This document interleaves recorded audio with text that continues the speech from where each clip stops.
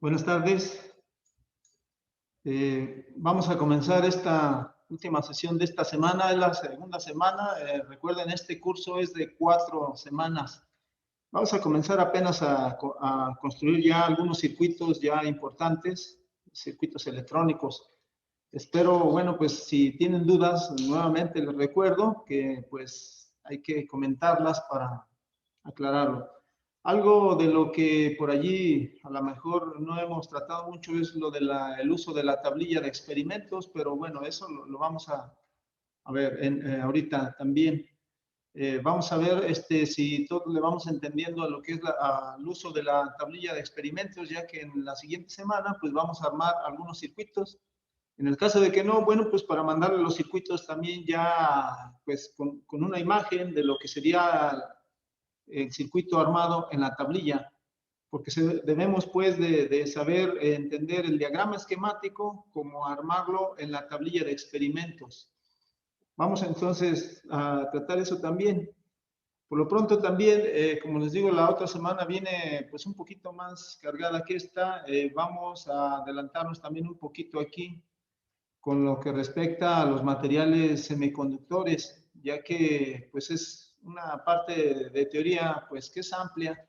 Aquí pues como sabemos pues es un curso de electrónica básica, pero por muy básica que sea necesitamos entender varios conceptos y varios componentes que se usan en electrónica.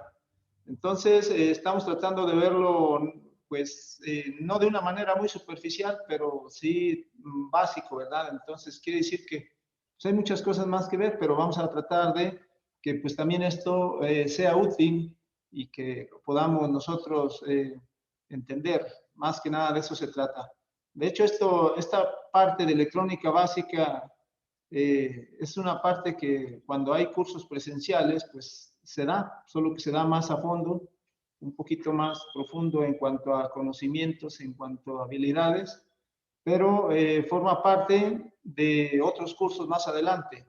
Se supone que, bueno, este curso es para cuando nosotros iniciamos y entonces, pues, empezamos a conocer algunos conceptos muy básicos.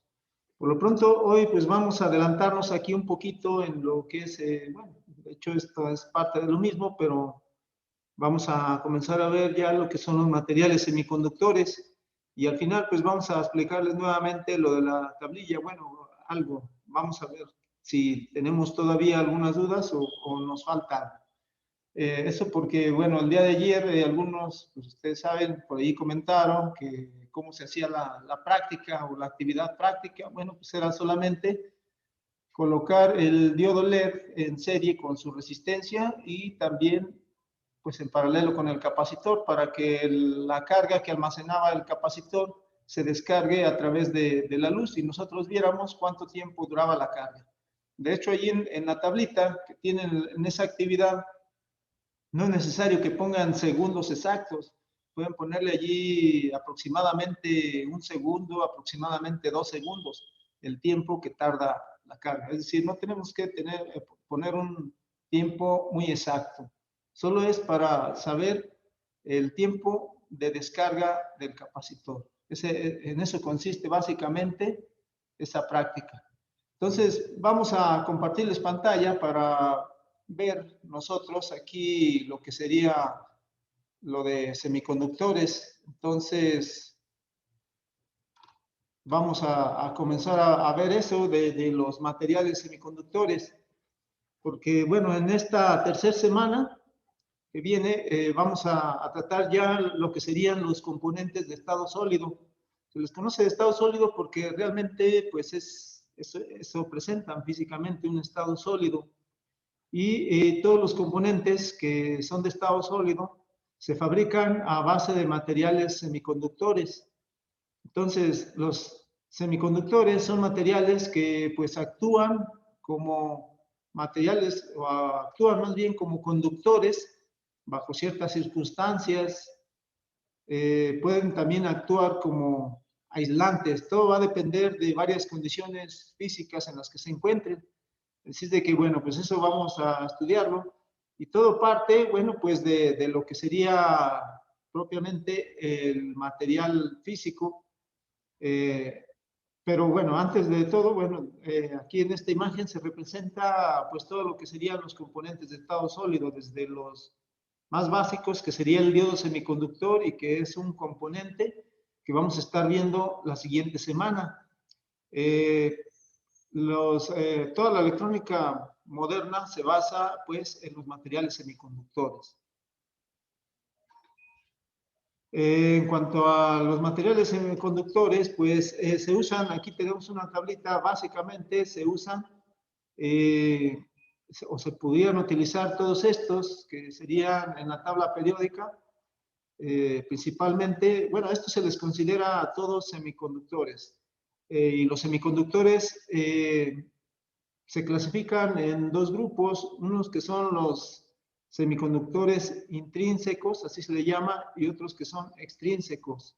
Los intrínsecos son materiales puros, como el silicio o el germanio, pero cuando son semiconductores o materiales semiconductores extrínsecos, que es el otro grupo, tiene que ver con pues un dopaje que se hace, se le conoce así, es decir, los materiales puros como el silicio o el germanio, que por cierto son los más utilizados, se impurifican. Sabemos que impurificar es lo mismo que dopar, es decir, se agregan otras sustancias, perdón, se agregan otras sustancias tales como puede ser el arsénico o indio, o cualquiera de estos que estamos viendo aquí, que son del grupo 3A, que sería el boro, aluminio, galio, indio. También se puede agregar del otro grupo, del 5A, de la tabla periódica, que sería fósforo, arsénico. Entonces, sabemos, pues, hay dos grupos, pues, de semiconductores.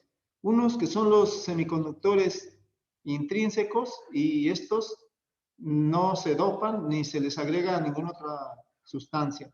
En cambio, los semiconductores extrínsecos se dopan o se impurifican con algún otro material, pero pues para ello también es todo un proceso en el que pues en este país no tenemos esa tecnología. Generalmente se hace en países pues un poco más a la vanguardia, como son Estados Unidos, algunos países europeos y sobre todo los países asiáticos, que pues son los que tienen el primer lugar en producción de materiales semiconductores y los dispositivos. El silicio es uno de los materiales que más se utilizan en la industria de los materiales semiconductores, ya que pues es uno de los materiales que más se encuentran en la Tierra. Son del material que más existe.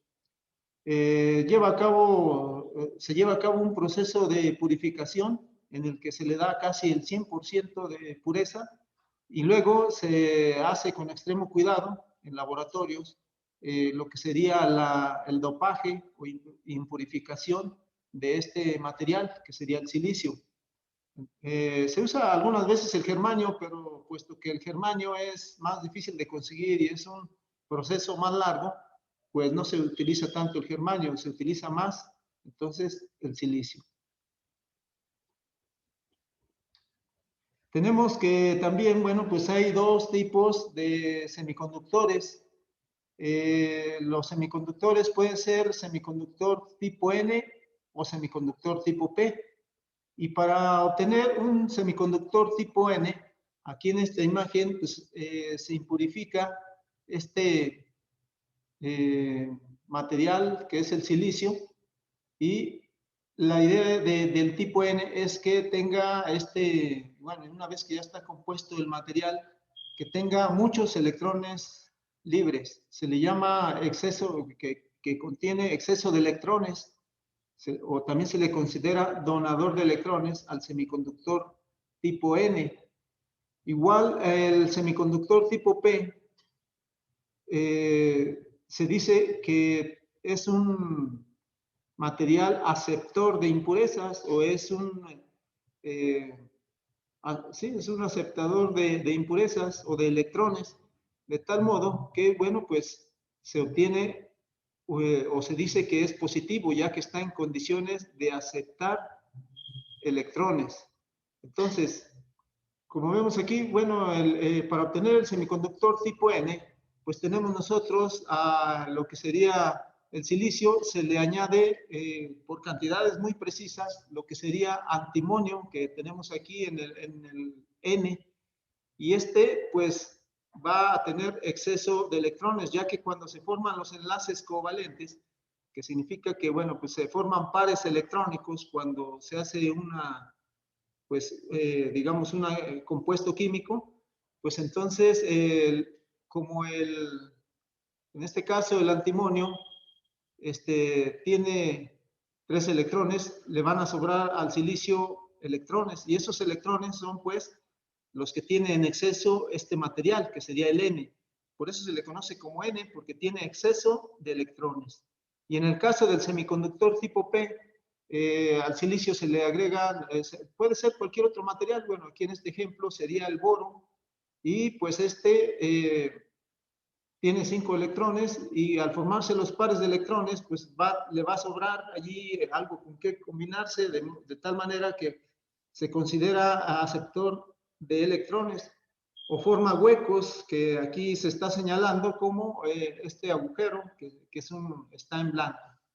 Entonces, bueno, resumiendo, bueno, el semiconductor tipo N va a tener exceso de electrones y se considera, pues, semiconductor tipo N. El semiconductor tipo P es aceptor de electrones y se considera como si fuera positivo, pero es debido a que está en condiciones de aceptar electrones.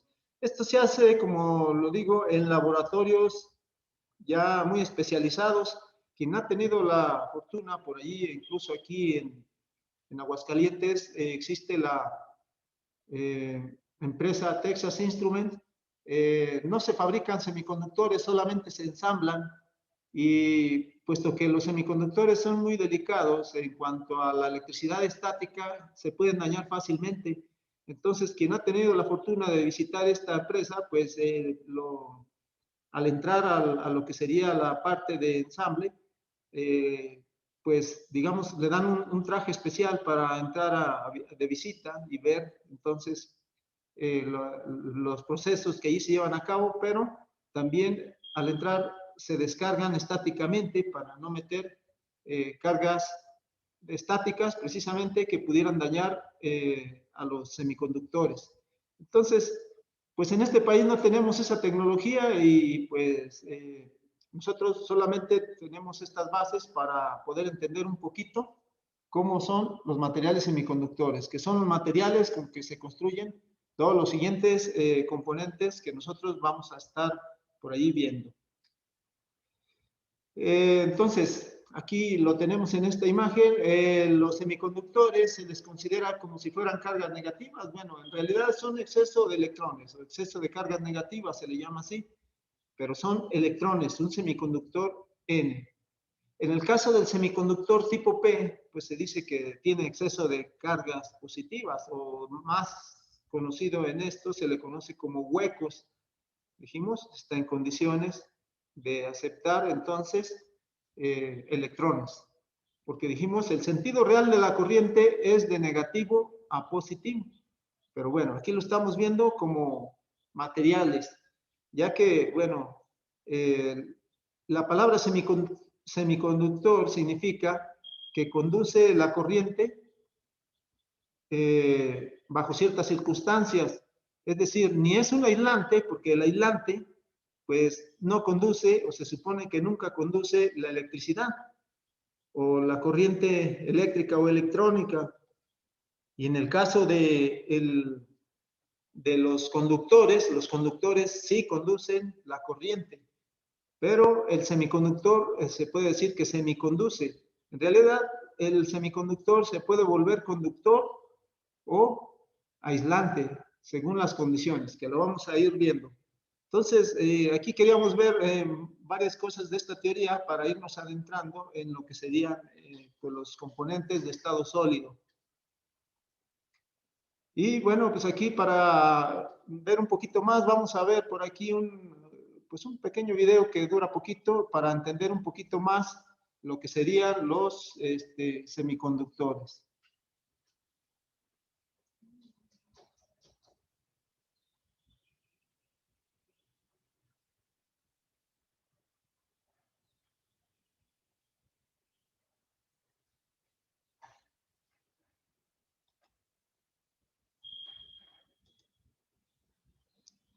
Primero presentaremos a los semiconductores. Discutiremos su funcionamiento y características y le enseñaremos a diagnosticar. Los semiconductores pueden ser como componentes individuales en un circuito. A estos se les conoce como semiconductores discretos. Los circuitos integrados, por otra parte, son circuitos minúsculos impresos en lascas o chips como estas. No se escucha. ¿No se escucha? A ver, permítame. Tampoco se ve. Ah, ¿no se ve? Ah, es que ahorita les compartimos. Creo que no se compartió. Ser reparados y cuando fallan deben ser reemplazados. Nuestra primera cinta cubrió los conductores y aislantes. Los conductores ofrecen una resistencia mínima al flujo de la corriente, mientras que los aislantes ofrecen una alta resistencia o impiden el flujo de electrones. La razón de esta diferencia en la conductividad reside en los electrones de valencia de los átomos que forman cada material. Usted recordará que los electrones de valencia... A ver, ¿ahí sí se escucha? Se escucha, pero no se ve. Se escucha, pero no se ve. Sí, permítame.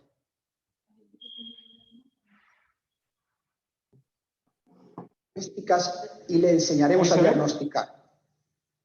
Los semiconductores no se ve, solo se escucha. Solo se escucha, ok.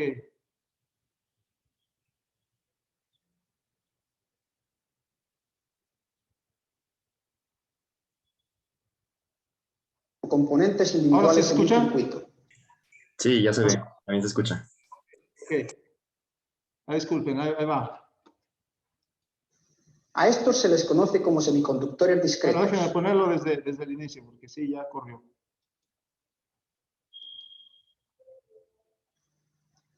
Primero presentaremos a los semiconductores. Discutiremos su funcionamiento y características y le enseñaremos a diagnosticar. Los semiconductores pueden usarse como componentes individuales en un circuito. A estos se les conoce como semiconductores discretos. Los circuitos integrados, por otra parte, son circuitos minúsculos impresos en lascas o chips como estas. Estos no pueden ser reparados y cuando fallan deben ser reemplazados. Nuestra primera cinta cubrió los conductores y aislantes. Los conductores ofrecen una resistencia mínima al flujo de la corriente, mientras que los aislantes ofrecen una alta resistencia o impiden el flujo de electrones. La razón de esta diferencia en la conductividad reside en los electrones de valencia de los átomos que forman cada material. Usted recordará que los electrones de valencia son aquellos que giran alrededor del núcleo del átomo en la órbita exterior. El número de electrones de valencia de un átomo determinará el potencial de conductividad del material, es decir, determinará la facilidad que tiene el material para conducir el flujo de la corriente. Podemos decir que, en general, cuantos más electrones de valencia haya en la órbita exterior de un átomo, mayor será la resistencia al flujo de electrones. Y, por el contrario, cuanto menor sea el número de electrones de valencia que tenga un átomo, menor será la resistencia al flujo de la corriente. Un átomo de cobre tiene 29 electrones girando alrededor de su núcleo. Sin embargo, solamente hay uno en su órbita de valencia. Es relativamente fácil retirarlo de la órbita y convertirlo en electrón libre. Esta es la razón por la que el cobre es el conductor más ampliamente utilizado en las conexiones de cable preformadas de los automóviles. Como regla general, podemos decir que más de 4 electrones de valencia en la órbita exterior de un átomo hacen que el material sea resistente al flujo de la corriente. Un material así es razonablemente buen aislante.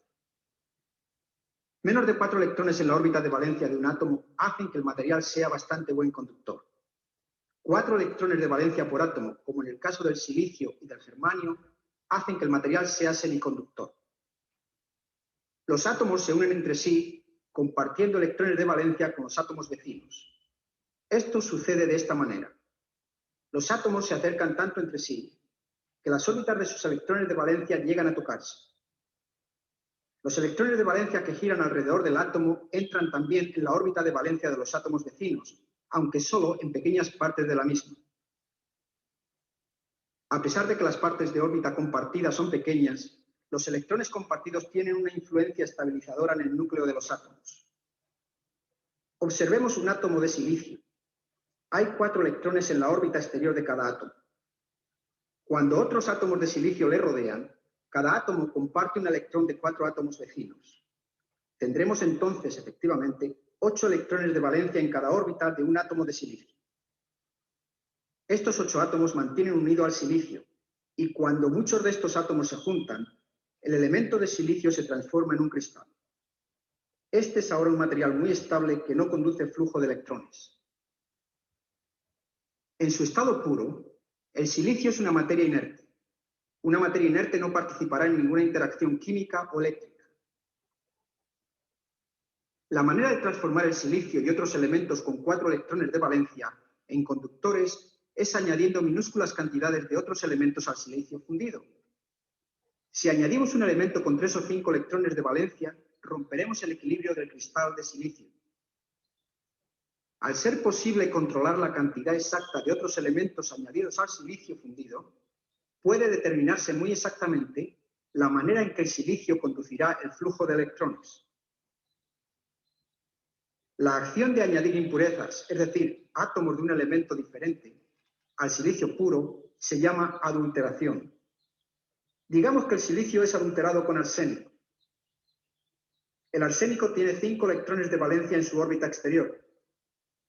Cuando se encuentra rodeado de átomos de silicio, solo 4 electrones de valencia del arsénico pueden unirse a las órbitas de valencia de los 4 átomos de silicio vecinos. Al no haber sitio para un electrón, este se convierte en electrón libre.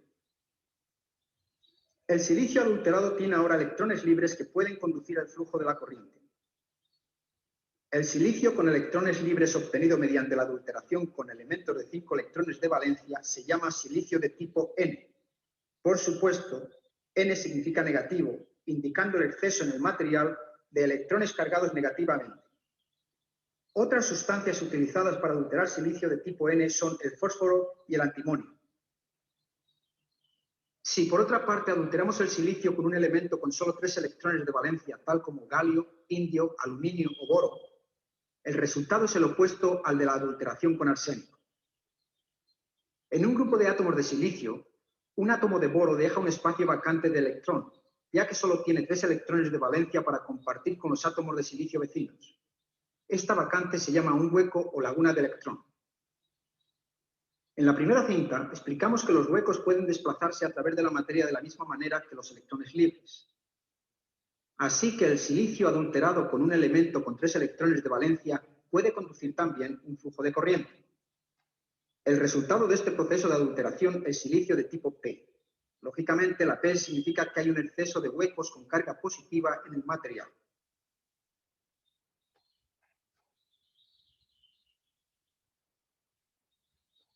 Muy bien, vamos a ver entonces, en resumen, bueno, pues en resumen se tienen los 2 semiconductores que en esto se basa toda la electrónica de estado sólido. Tenemos pues el semiconductor tipo N y el semiconductor tipo P. Y pues ese es el resumen, ¿verdad? O sea, el silicio se dopa o se contamina de tal modo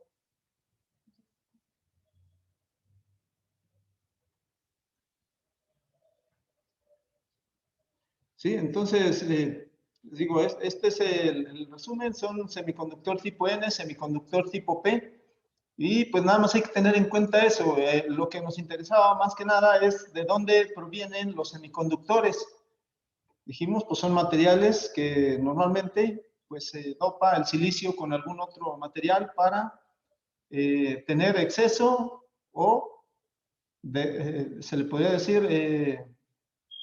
pues deficiencia de electrones.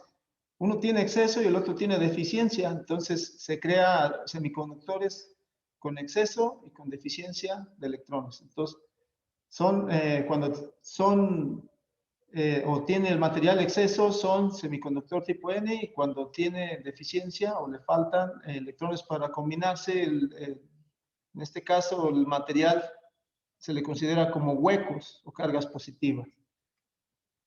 Entonces, el diodo semiconductor, pasando ya a lo que sería el diodo semiconductor, está compuesto básicamente por lo que sería un semiconductor tipo P y un semiconductor tipo N. El semiconductor tipo P es aquí en esta imagen el semiconductor del lado izquierdo, que pues está de rojo. El semiconductor N está del otro lado. Y la unión de estos dos semiconductores se hace también en laboratorios en los cuales pues se tiene ya el diodo, y pues en el proceso lo que se hace es encapsularlo para nosotros pues tenerlo físicamente ya como en un solo empaquetado, que bueno,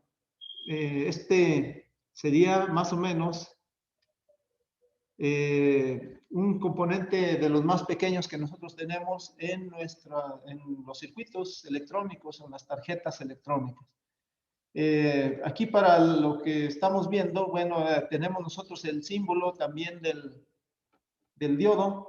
La parte semiconductora tipo P le corresponde el ánodo, o sea, está del lado del ánodo, y la parte semiconductora tipo N está del lado del cátodo.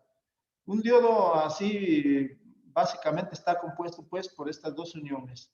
Tenemos en la parte de la unión, en una parte que se le conoce como barrera de potencial, que es precisamente la barrera que se va a vencer para que este diodo pueda ser conductor o que pueda ser aislante. Pero bueno, eso lo vamos a ver cuando ya veamos lo que es la polarización de estos componentes.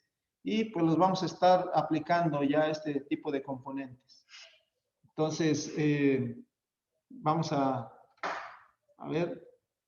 También los diodos pues se pueden probar, pero para ello pues nosotros vamos a necesitar también lo que sería ya tener el diodo. Por ahí en la semana 3, en la lista de materiales, pues es lo que les estamos encargando básicamente.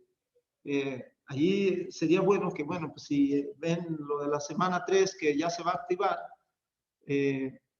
se requiere de que vean el material. Hay unos componentes que ustedes ya tienen, por ejemplo, ahí en la lista vuelve a venir capacitores o resistencias o diodos LED, pero ustedes ya los tienen, entonces esos los ocupan para la práctica de la semana 2.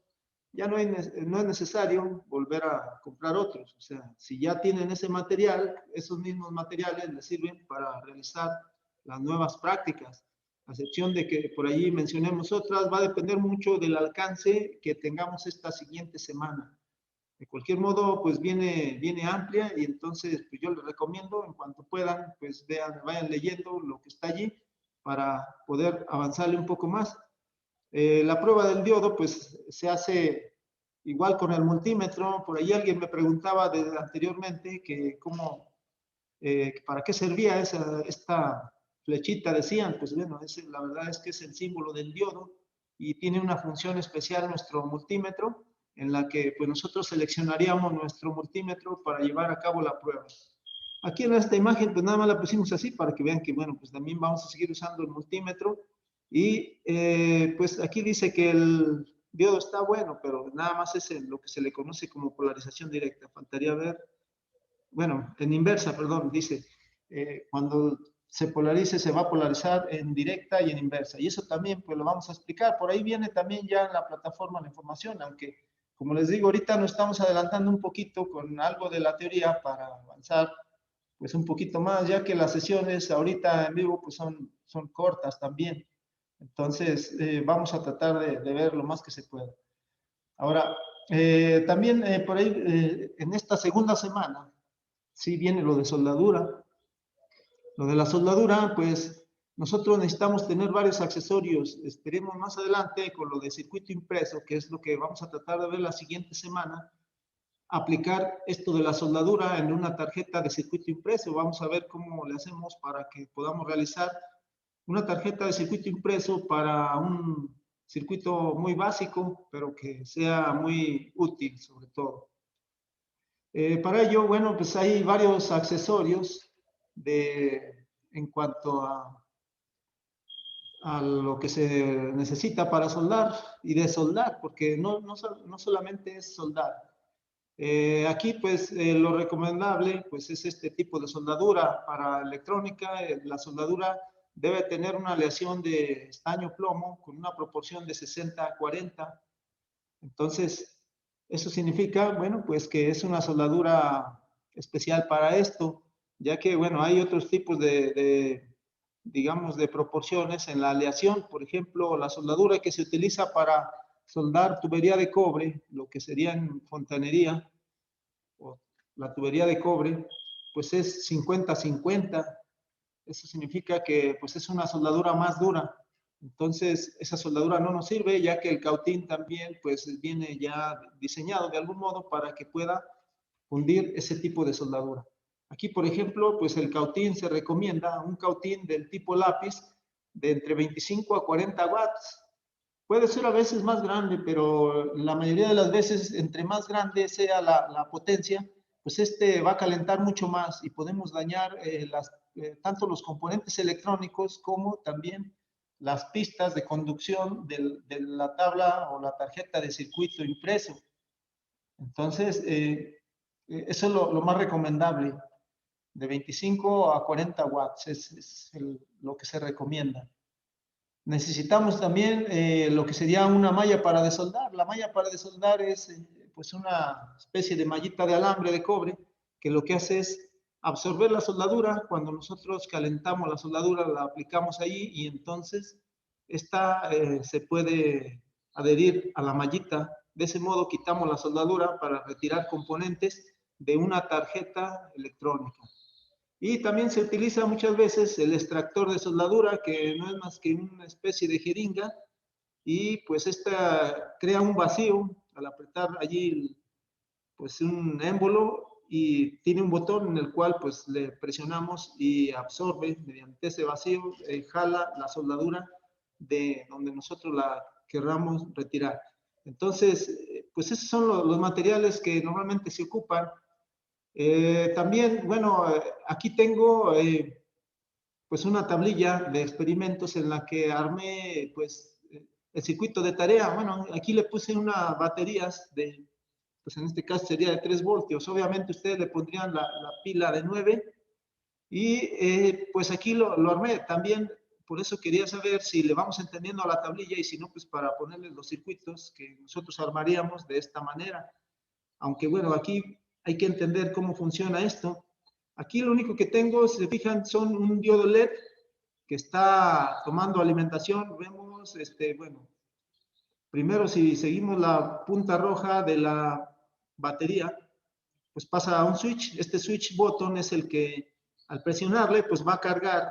En este caso, vemos ahí la línea donde está el riel rojo y por medio de un cable alimentaría entonces a mi capacitor.